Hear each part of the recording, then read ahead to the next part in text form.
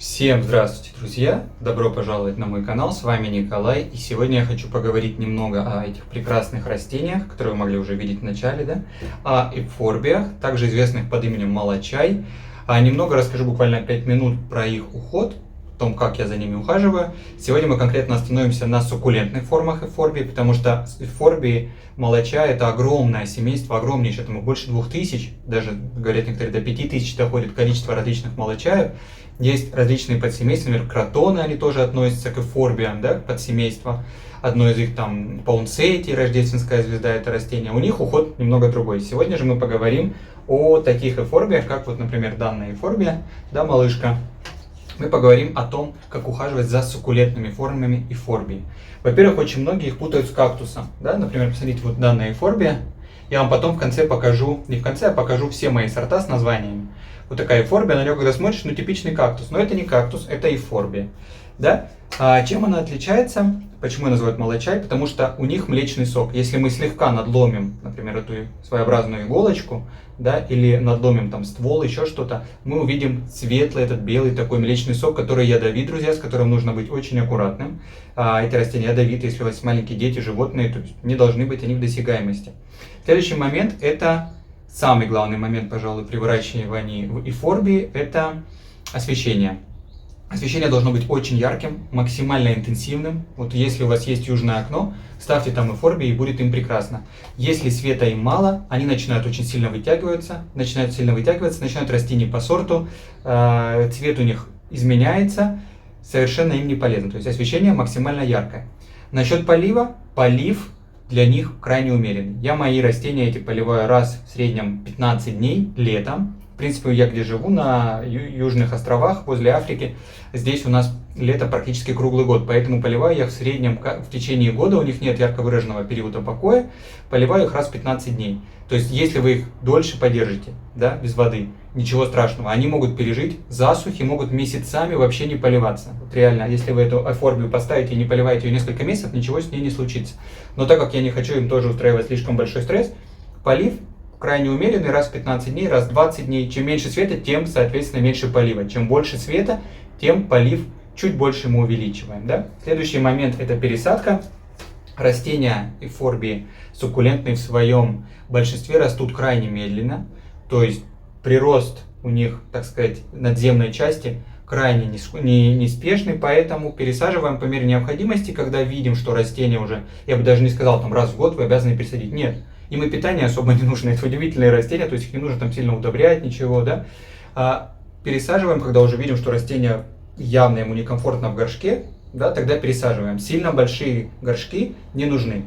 У многих этих растений не сильно крупные корневые системы, поэтому относительно среднего размера горшочки и нечастые пересадки.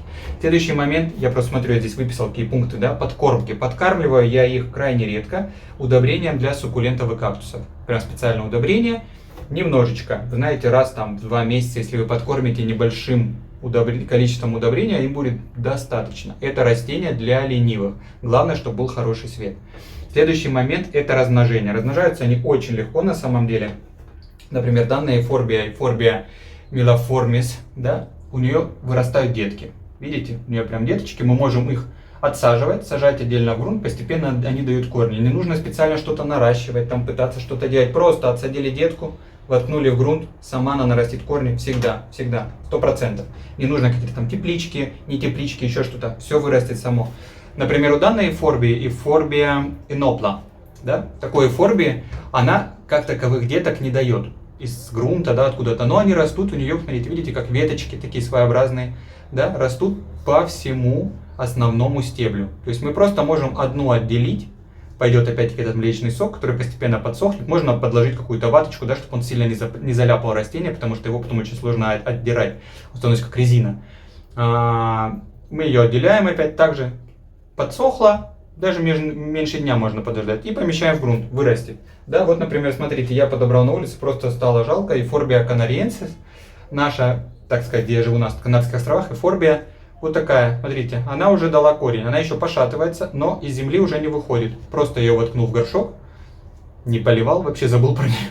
Она стояла, и вот уже, даже, вы знаете, я думаю, через несколько месяцев начнет расти. Эйфорбия канариенсис.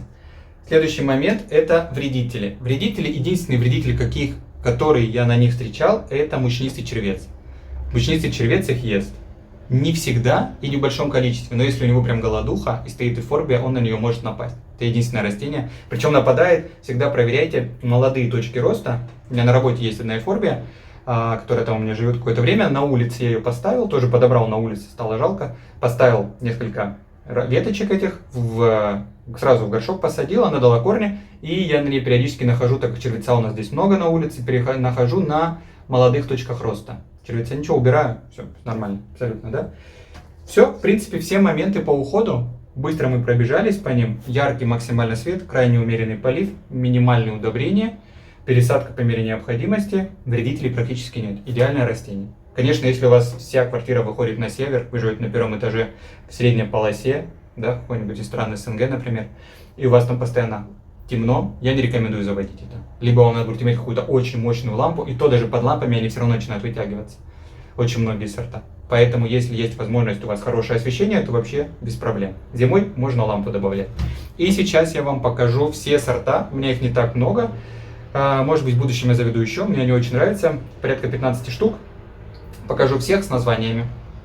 Поехали. Раз я уже начал с них, давайте я вам покажу поближе эйфорбию инопла. Это достаточно интересное растение, которое очень часто путают с кактусом. Действительно, она очень похожа на кактус. Но в отличие от кактусов, да, у которых иголки, эти колючки растут обычно в припушенных таких ореолах, тут они растут на ребрах. Как вы можете видеть, да, тоже опять-таки отличительная черта эйфорбии от кактуса. Растут у них всегда они на таких своеобразных ребрах, если имеются колючки. Тоже вырастает достаточно крупным это растение, но у меня она пока достаточно небольшая. Эйфорбия мелоформис. Тоже очень красивое своеобразное растение, очень компактное, друзья, если вы хотите иметь небольшую эйфорбию, она вот вам в самый раз. Крайне медленно растет, бывает у нее детки выходят со своеобразной пестролистностью, да, варигатностью. Посмотрите, вот это такая half moon, пол луны, так называется, варигатность. Это абсолютно белая, конечно, если ее отсадить, она погибнет, но я ее держу, она мне просто нравится. Вот такая приятная эйфорбия, тоже, видите, тоже имеет своеобразные колючки. Они, в отличие от эноплы, они у нее совершенно не острые, достаточно мягкие, легко повреждаются, и опять-таки появляется млечный сок. Вот такая эйфорбия мелоформис. Эйфорбия канариенсис.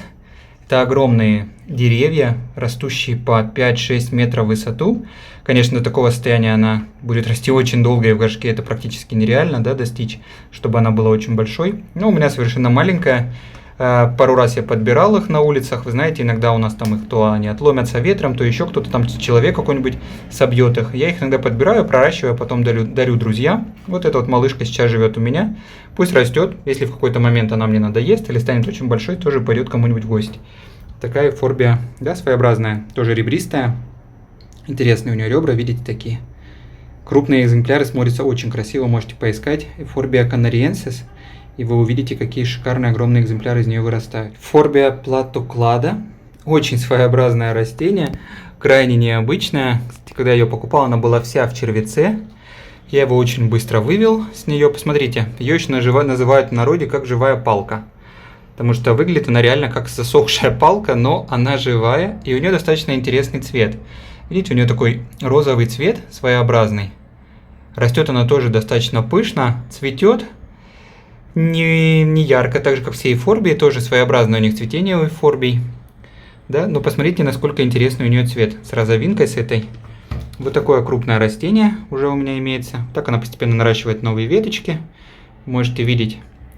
Растет незаметно, но растет. Да? Вот такая своеобразная эйфорбия платоклада. Мне она очень даже нравится. Вот своей такой раскорячестью, знаете, и своим таким видом, будто она и не жива вовсе. Следующая эйфорбия, это называется аэрuginosa. Я вам покажу название, чтобы вы могли, если надо, записать себе. Aeruginosa. Вот такая. Кстати, она очень ярко, красиво цветет. Вы можете видеть уже засохшие ее цветочки. У нее такой голубоватый ствол, да, голубовато-зеленый, очень острые шипы, колючие. И эти цветы, когда они в процессе цветения активного, сейчас они уже, как я сказал, отошли на тот цвет, они были ярко-ярко-желтые. Когда это крупный куст, смотрится это очень эффектно и красиво. Очень красивая эйфорбия. Такая эйфорбия Красавица. Кстати, колючки у нее, вы знаете, тоже имеют такой рыжеватый оттенок. Смотрите. Красивое сочетание цветов, да? Желтый, такой какой-то серо-бирюзовый и рыжий. Следующая эйфорбия — это достаточно распространенная форма, распространенный сорт, крестатный сорт, эйфорбия White Ghost крестатная. Да? Хотя она у меня практически розовая, а не белая, ну потому что стоит на очень ярком солнце и очень хорошо загорает. Когда я ее покупал в обычном магазине, она была практически такая, знаете, молочного цвета, такая бледно-зелено, какого-то серебристого цвета.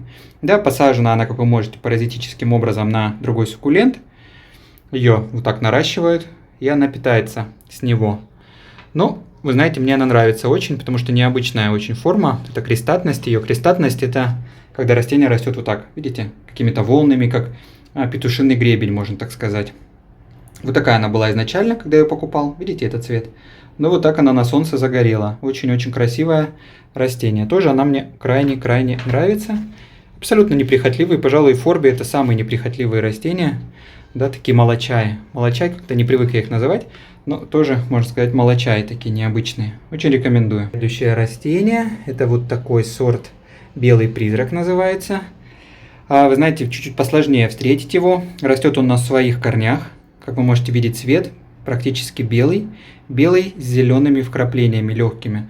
Она у меня подросла. Вы знаете, неплохо она растет. Я думал, она вообще будет крайне медленно расти. Но растет она неплохо. Такая тоже своеобразная. Эйфорбия растительная, конечно, на любителя. Да? Не каждому она понравится, но мне не нравится. Посмотрите, какой у нее цвет. Она как будто бы какая-то мраморная. Да? Вы видите? Видите, какая необычная, интересная цветовая окраска. Есть части, которые вообще белые. Да, я видел растения более крупные с абсолютно белыми стволиками этими. Смотрится это крайне эффектно. И тоже у нее есть такие черные своеобразные шипы. Да? Крайне красивая, на мой взгляд, необычное со своей эстетической формы растение. Следующее растение — это вот такая эйфорбия, либо абеса, либо ожиревшая, да, либо глобоса. По-моему, это абеса. Точно вам не буду обманывать. Да, если кто есть знаток полный такой этих растений, тоже крайне своеобразное растение. Со временем она начинает, вы видите, слегка деревенеть. То есть у нее появляется вот такая деревянная форма внизу. Крупные экземпляры, да, выглядят тоже очень эффектно, очень красиво. И вот у меня такая она пока небольшая, но вы знаете, прям тяжеленькая. Смотрите, какая красавица. Тоже вот этот загар, он проявляется у нее очень активно на ярком солнце. Если она будет стоять в тенечке, то она, во-первых, начинает тянуться. Во-вторых, она начинает становиться просто зеленой, и нет такого тигринного загара. Посмотрите, какая красота. Да? И вот эти у нее начинают уже деревенеть основания. Мне кажется, очень красивое растение. Давайте назовем ее все-таки эйфорбия абеса. Я думаю, это абеса. Вот такая потрясающая роскошь. На мой взгляд, очень и очень красивая. Следующий сорт — это сорт Bioensis. Вот такое растение. Вы знаете, когда она мне досталась, она у меня уже живет уже года 4, наверное. Она мне досталась вот такой одной палочкой, да, одним таким побегом с парой раздвоений. И вот за 4 года она у меня вот так выросла. Растет, я говорю, не сильно быстро, но растет. И смотрится забавно. Тоже очень колючая, да, своеобразная такая красота. Нравится она мне, колючки очень жесткие, достаточно своеобразная.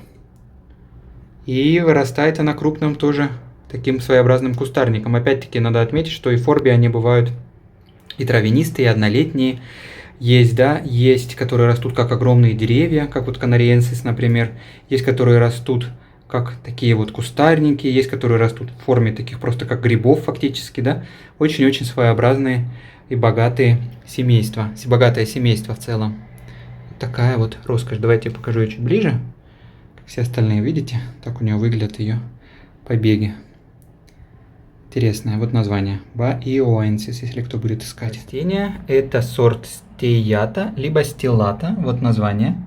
Стеллата. Тоже очень красивое, причем это растение каудаксное, эйфорбия, да, видите, у него такой каудакс. Каудакс — это вот такой уплотненный, одеревеневший корень. Я просто говорю для тех, кто не знает, если что. И тоже у нее достаточно красивые листья, которые, вы видите, какой у них цвет. Она, когда я ее купил, она была абсолютно зеленая, но посмотрите, какой у нее проявился интересный на солнце загар. Видите? Такой стал очень-очень эффектный, очень красивый цвет. На мой взгляд, она стала выглядеть намного более интересно, чем когда она была просто зелененькая. Посмотрите, видите, какие листья? А каудакс растет этот крайне медленно, а листья в целом растут достаточно быстро. Она у меня сейчас начала вот здесь более зелененькие листики. Это ее новые точки роста. Постепенно она разрастается. Тоже мне она очень нравится. Красивое растение, своеобразный, и вот этот каудакс ей придает некоторый такой пустынный шарм, да, назовем его так. Следующее растение, этот сорт мамилярис называется. Эйфорбия мамилярис. Не хочу слишком говорить часто это слово, потом будут в комментариях писать, что я прям часто называю название. Но если оно так называется, эйфорбия, как мне его называть? Да, ну в общем, сорт мамилярис. Тоже давно он у меня, несколько лет. Покупал я его вот таким вот стволиком с несколькими вот такими детками. И уже эти детки превратились в огромных коней, да, которые, как вы видите, начинают деревенеть. Одеревеневать, да, возможно, правильная форма слова. Их можно вот так легко отрезать, посадить в горшок, и будет продолжение рода. Да, крайне необычное растение, тоже она беленькая такая, вы видите, да, а кончики у нее розовенькие, знаете, нежно-нежно розовенькие. Посмотрите, прям маленькая принцесса. Посмотрите на ее цвет, такой цвет маленькой принцессы.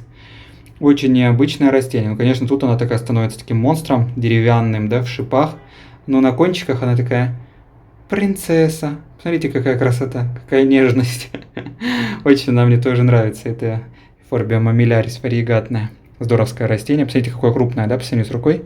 Красивый куст. Стоит на очень ярком солнце. Следующее растение – это сорт, называющийся псевдоглобоса. Крайне необычное растение. Обожаю его. Его больше 3 лет у меня. Оно у меня живет. Покупаю его. Сейчас, если найду фотографию, это должно где-то в старых архивах, если она не удалена, я вам покажу. Покупал ее абсолютно в другом виде. Она росла в магазине продуктовом на нижней полке, под искусственным светом, где-то на нижней полке вообще. Это выглядело совершенно иначе. Да, она была похожа больше на какой-то зеленый огурец, но вот на ярком солнце, посмотрите, в кого она превратилась. Да, посмотрите, какая у нее форма. Они мне напоминают, вы знаете, еще какие-то времена динозавров. Мне кажется, когда жили динозавры, да что ж фокус пропадает? Слишком много точек для фокуса, пропадает он. Вот такая необычная красота. Вы видите, тоже она слегка шипованная, не сильно, но шипы есть. Загорает она на солнце, не вытягивается. Если плохое освещение, она начинает вытягиваться, смотрится не очень эстетично. Но я ее взял, потому что я знал ее потенциал. Да, и она стоила копейки в магазине в этом, я думаю, почему бы не взять такую роскошь. И вот сидит она у меня в этой плошке. По всем фронтам она очень и очень активно пышна и жирна, да, вот такая красота. Так, не фокусирует, к сожалению, полноценно, как бы я хотел показать. Ну вот так, давайте ее поставлю и покажу вам еще немножечко. Это один из моих самых любимых сортов, тоже потому что она живет со мной много лет уже. И она, на мой взгляд, просто потрясающая. Телефон сходит с ума от количества фокуса. Ладно, отпустим его. Эйфорбия псевдоглобоса. Сорт, имеющийся у меня, это достаточно простое растение. Я думаю, во многих странах оно продается в большом ассортименте. Я его вообще подобрал на улице. Это лактия сорт называется. Тоже с шипами, зеленая. Но тоже рисунок красивый. Посмотрите, если посмотреть на лист. То, кстати, молодой уже вырос у меня. Видите, какой он интересный. У него есть такая прожилка необычная. Вы видите эту прожилку? Такая лактия, типа молочная, да? Посмотрите, какая она славная. Но зелени много присутствует все равно.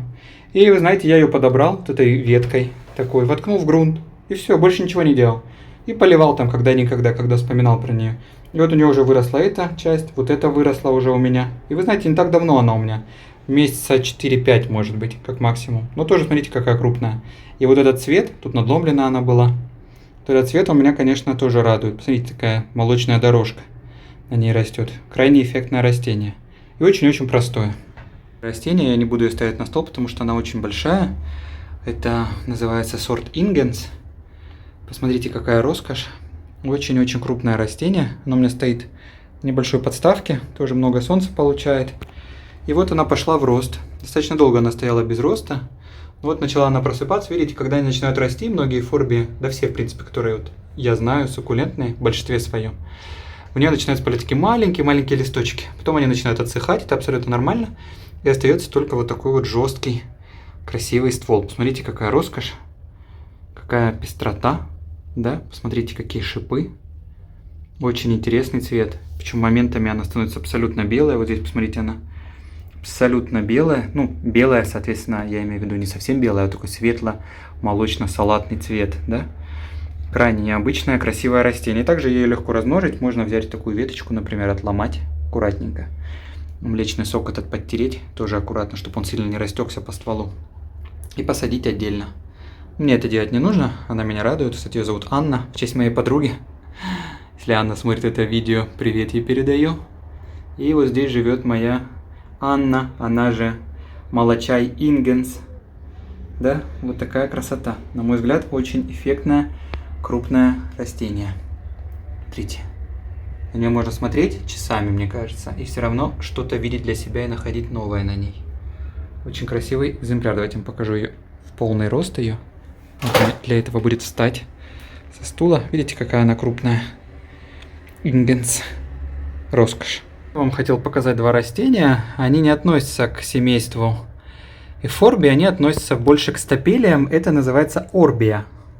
Почти как эфорбия, да, но орбия. Я вам хотел их показать, у меня их всего две. Мне они тоже очень нравятся. Уход за ними такой же, абсолютно яркое солнце, крайне умеренный полив. Вот начинает расти новая веточка.